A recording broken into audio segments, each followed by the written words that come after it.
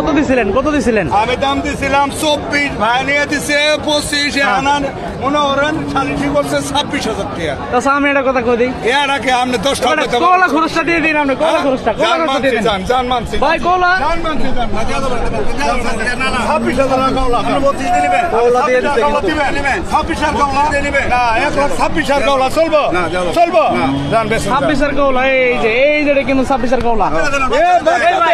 এই ভাই দুধ আছে রে, দুধ আছে 4 লিটার। এখনো কয়টা আছে? এখনো 4 লিটার আছে, এখনো 4টা আছে। আগে কয়টা ছিল কিছুদিন আগে? 8-9টা দুধ আছে। 8-9টা। ভাই বাটাটা কই দেন দেখ পারে?